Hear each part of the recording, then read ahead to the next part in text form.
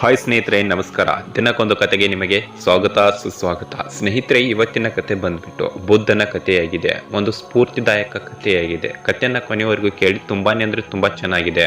ಕತೆ ಬಂದ್ಬಿಟ್ಟು ಬುದ್ಧನ ಮೌನ ಅಂತ. ಬುದ್ಧ ಒಂದು ಊರಿನಿಂದ ಇನ್ನೊಂದು ಊರಿಗೆ ಪ್ರಯಾಣಿಸುತ್ತಿದ್ದ. ದಾರಿಯಲ್ಲಿ ಸಿಕ್ಕ ಕಷ್ಟದಲ್ಲಿರುವವರಿಗೆ ನೆರವಾಗುತ್ತಾ ಸಾಗುತ್ತಿದ್ದ. ಜನರು ಕೂಡ ಆತನ ಮಾತುಗಳನ್ನು ಸಂತೋಷದಿಂದ ಆಲಿಸುತ್ತಿದ್ದರು. ಸಹಜವಾಗಿ ಬುದ್ಧ ಅವರಿಗೆಲ್ಲ ಇಷ್ಟವಾಗುತ್ತಿದ್ದ. ಒಮ್ಮೆ ತನ್ನ ಶಿಷ್ಯರೊಂದಿಗೆ ಪ್ರವಾಸದಲ್ಲಿದ್ದ ಬುದ್ಧನಿಗೆ ಎದುರಾದ ವ್ಯಕ್ತಿಯು ಹಿಗ್ಗಾಮುಗ್ಗವಾಗಿ ನಿಂದಿಸತೊಡಗುತ್ತಾನೆ. ಆದರೆ ಬುದ್ಧ ಅದಕ್ಕೆ ಯಾವುದೇ ಪ್ರತ್ಯುತ್ತರ ನೀಡದೆ ಮೌನವಾಗಿದ್ದ. ಇದನ್ನು ಕಂಡ ಆ ವ್ಯಕ್ತಿ ಮತ್ತೆ ಬಯಲು ಶುರು ಮಾಡಿದ. ಆದರೂ ಬುದ್ಧ ಮೌನವಾಗಿಯೇ ಇದ್ದ.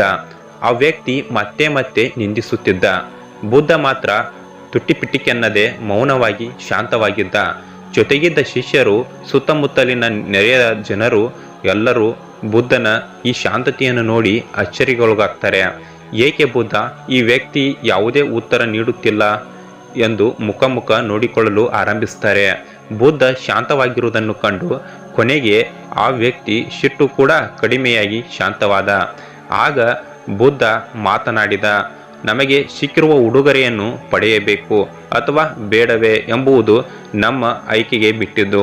ಅದನ್ನು ಸ್ವೀಕರಿಸದೆ ಅದು ನಮ್ಮ ಪಾಲಾಗುತ್ತದೆ, ಅಥವಾ ಇದ್ದರೆ ಅದು ಯಾವ ವ್ಯಕ್ತಿ ಉಡುಗೊರೆ ಕೊಡಲು ಇಚ್ಛಿಸುತ್ತಾನೋ ಅವನ ಪಾಲಾಗುತ್ತದೆ.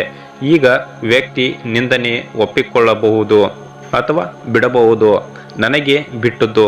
ಯಾವುದೇ ವಿಷಯಕ್ಕೆ ನಾನು ತಕ್ಷಣ ಆತುರದಿಂದ ಪ್ರತಿಕ್ರಿಯಿಸಬಾರದು, ಯೋಚಿಸಿ ಪ್ರತಿಕ್ರಿಯಿಸಬೇಕು. ಆಗ ಎದುರಾಗುವ ಮಹಾಗಂಡಾಂತರವನ್ನು ತಡೆಯಬಹುದು ಎಂದು.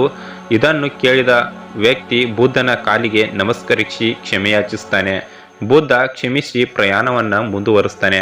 ಸ್ನೇಹಿತರೆ, ಕತೆ ಇದಾಗಿತ್ತು. ಕತೆ ಇಷ್ಟ ಆದರೆ ಲೈಕ್ನ ಮಾಡಿ. ಇನ್ನೂ ಇಂಥ ಹೆಚ್ಚಿನ ಕತೆಗಳಿಗಾಗಿ ನಮ್ಮ ಚಾನೆಲ್ನ ಸಬ್ಸ್ಕ್ರೈಬ್ ಮಾಡ್ಕೊಳ್ಳಿ.